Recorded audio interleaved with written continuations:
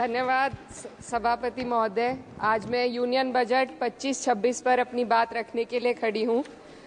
भारत के संविधान के आर्टिकल 38 भारत को एक वेलफेयर स्टेट के तौर पर पेश करता है और सरकार की जिम्मेदारी है कि बजट और उससे जुड़ी वेलफेयर स्कीम्स के जरिए इन आर्टिकल्स को हकीकत में लाया जाए। इसलिए यूनियन बजट सिर्फ एक आंकड़ों की किताब नहीं, बल्कि सरकार की प्राथमिकता और वेलफेयर स्टेट के संविधान से जुड़ी वफादारी का आईना है। सरकार की जिम्मेदारी है कि इकोनॉमिक पॉलिसीज, जिनमें बजट भी शामिल है, ऐसी बनाए जाए जो गैर बराबरी को कम कर सके और सबसे ज्यादा गरीब वर्ग को सहारा दे।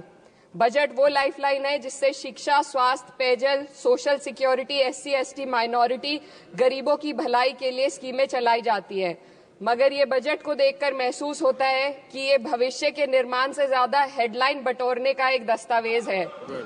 इससे सबसे ज्यादा प्रभावित होने वाली वही लोग पीछे छूट रहे हैं जिन्हें सरकार के सहारे की सबसे ज्यादा जरूरत थी।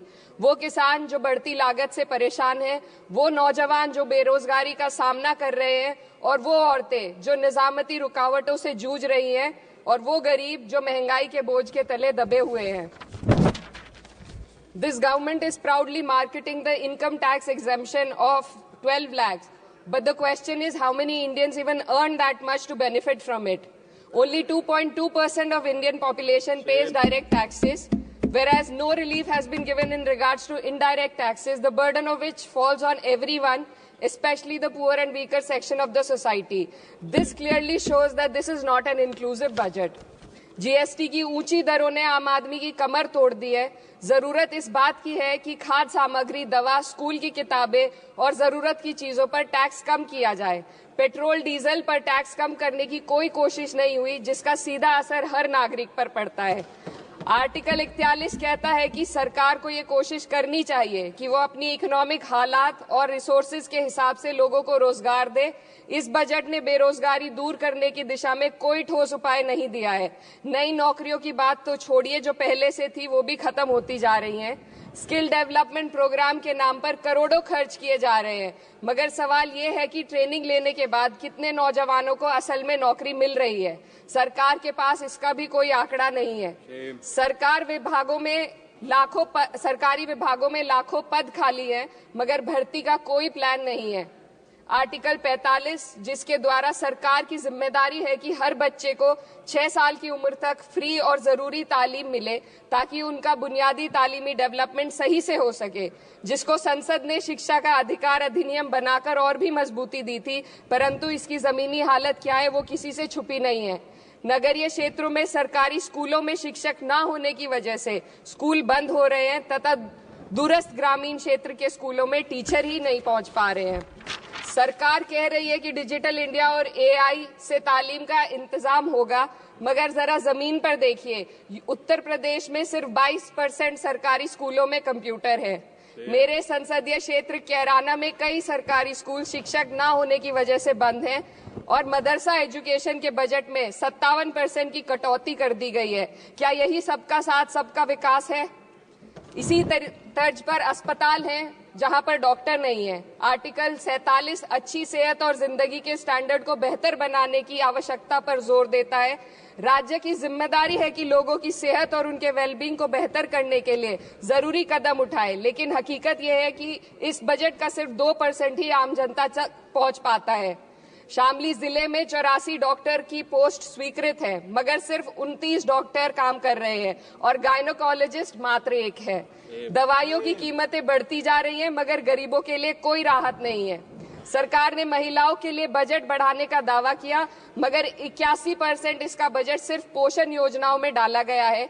महिलाओं के रोजगार, उनके इकोनॉमिक इंडिपेंडेंस और सुरक्षा के लिए कोई ठोस योजना नहीं बनाई है। बेटी बचाओ बेटी पढ़ाओ का बजट घटा दिया गया, जिससे साफ है कि ये सिर्फ नारेबाजी थी और कुछ नहीं। किसानों की बदहाली हम सबके सामने है, लगातार चलती आ रही है। 2016 में कहा गया था कि 2022 तक किसानों की आमदनी दोगुनी होगी, मगर 2025 आ गया और MSP पर कोई ठोस गारंटी आज भी दी नहीं गई है। गन्ना किसानों का बकाया अब तक नहीं मिल पा रहा है और तो और उत्तर प्रदेश में अभी तक गन्ना मूल्य भी तय नहीं किया गया है। DAP, यूरिया और खाद की कमी से परेशान किसान आज भी सड़क पर प्रदर्शन कर रहे हैं। मजदूरों के लिए जो सबसे बड़ी योजना मनरेगा थी, सरकार कहती है कि मनरेगा ग्रामीण भारत की रीढ़ है, मगर बजट में कोई भी बढ़ोतरी नहीं मिलना बहुत शर्मसार है। औसतन 44 दिन का ही रोजगार मिल रहा है, जबकि स्कीम 100 दिन की गारंटी की होती है। भारतीय रेलवे देश के लोगों की जीवन रेखा है और इसी से यहाँ के लोगों की आर्थिक एवं सामाजिक जिंदगी चल रही है। देश के हर हिस्से को रेल कनेक्टिविटी से जोड़े जाना सरकार की कल्याणकारी नीति का हिस्सा है। मेरे संसदीय क्षेत्र कैराना के रेलवे से जुड़ी 2 मांगे लंबे समय से लंबित हैं। दिल्ली शामली सहारनपुर रेल लाइन का दोहरीकरण और पानीपत शामली मेरठ लाइन का सर्वे अति शीघ्र ही कराए जाने की बहुत पुरानी मांग को बजट में शामिल किया जाना चाहिए। देश भर में बिजली की दरें बेहद असमान है। उत्तर प्रदेश में ये दरें बहुत ज्यादा हैं। देश भर में एक समान बिजली दरें लागू करने का प्रावधान किया जाए। रिवैम्प योजना में हर घर तक बिजली पहुंचाने के लिए एलटी लाइन बनाने का प्रावधान भी जोड़ा जाए। कृषि उपकरणों व खाद डीएपी को जीएसटी से मुक्त किया जाए। किसानों की एमएसपी की मांग को पूरा करने के साथ साथ उत्तर प्रदेश के किसानों को गन्ना मूल्य निर्धारण पिछले वर्ष से बढ़ाकर किया जाना बेहद जरूरी है। जनपद शामली व मुजफ्फरनगर को एनसीआर में तो शामिल किया गया है, परंतु वहां पर कोई विकास नहीं हुआ तथा उसको कोई भी लाभ नहीं मिला है। वहां के लोग सिर्फ प्रदूषण के बाध्यकारी नियमों से परेशान हैं, इसलिए दोनों जनपदों को एनसीआर की सीमा से बाहर किया जाना चाहिए। मेरे संसदीय क्षेत्र में मैं कुछ चीजें बजट स्पीच में ऐड करना चाहती हूँ। एक, ट्रॉमा सेंटर और जिला अस्पताल के अपग्रेडेशन की भी मांग है। जनपद शामली और सहारनपुर में एक महिला डिग्री कॉलेज खोला जाए। कैराना में सर जस्ट कंक्लूडिंग, यमुना नदी के घाट पर सौंदर्य कार्य का भी कार्य जोड़ा जाए। जनपद शामली में टेक्सटाइल पार्क की स्थापना की जाए और जो संसद निधि है, सांसदों को केवल 5 करोड़ रुपए दिए जाते हैं और एमएलए, उत्तर प्रदेश के एमएलए को भी 5 करोड़ दिए जाते हैं। हमारी मांग है या तो इसे बढ़ाकर 25 करोड़ किया जाए या फिर सिरे से खारिज किया जाए। Sir just one The union budget was an opportunity to address the pressing. Sir, just 1 minute. Please, 2 more speakers are in your party. Sir, just concluding. Pressing concern of India's citizen, rising unemployment, soaring inflation, crumbling public services, and deepening rural distress. Yet, instead of offering real solution, the government has focused on optics and half measures. While tax relief for the middle class is welcome, it does nothing for the millions who earn too little to benefit from it. Education remains underfunded. Rural employment stagnates and farmers continue to struggle without meaningful support. The delays in conducting the census and caste census further exposes the government's disregard for data-driven policy making and social justice. India needs a budget that prioritizes its people, not just its economic headlines, a budget that invests in human capital, strengthens social security and ensures dignity and stability for all.